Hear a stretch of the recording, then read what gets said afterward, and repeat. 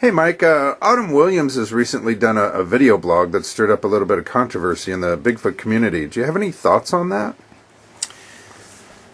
Yeah, I certainly do. Well, first of all, let me explain what she said in essence was that she wanted to sort of relinquish her title as Bigfoot researcher and instead be thought of as a witness advocate. And, I think this is an excellent point that she's making here. And what she explained was that she came at the Bigfoot research by way of having seen one as a child with her mother.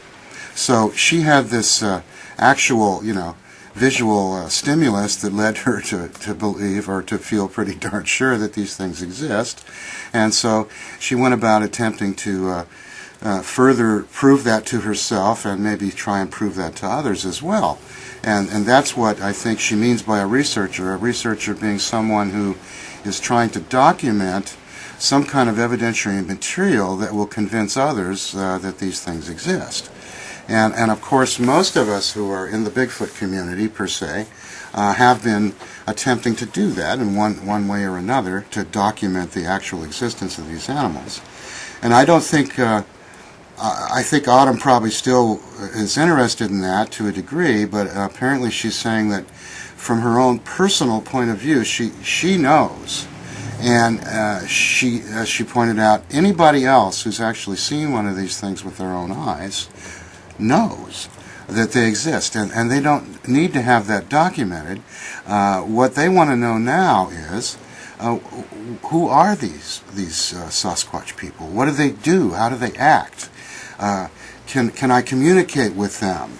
How do they fit in with all the rest of the life forms on the planet? How do they fit into our family tree? And now, there are people alive on the planet today who claim that they have had close encounters of the Bigfoot type. In other words, they've actually spent time in proximity to these beings. They have spoken with them, perhaps. They claim using native dialects this is possible. Some people even claim to have had, for lack of a better word, telepathic communication, but telepathy implies so many things. I don't know if that's a good word. I wish I knew something else. Maybe it's empathic. But anyway, some kind of a relationship with these beings where they've shared feelings and spent time together. And in the course of doing that, these people have gained a certain understanding of the Sasquatch as being more than just an animal, and much more than just a bipedal ape that's trying to survive in the woods. So, I kind of agree with Autumn on this point, and for some time I've been wondering when this was actually going to come up and come to a boiling point, and I suspected that it would happen once we started coming up with enough, let's say, chemical evidence to prove that they exist.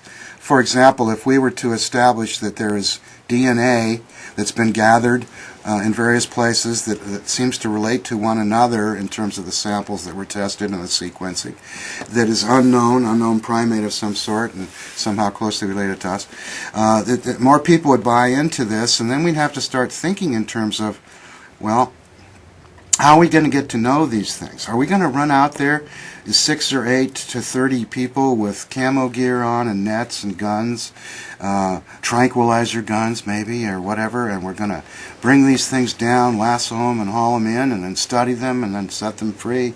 How's this going to go about?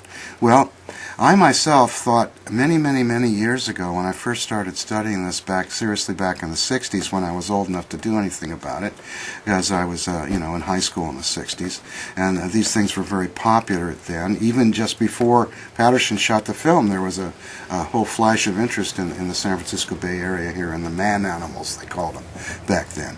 And it was my thought then that the best way to go about this is to go out in the woods and camp out and be a conspicuous camper, maybe not necessarily do things that are obnoxious, but maybe do things that would be curiosity to some kind of sentient being that's out in the woods.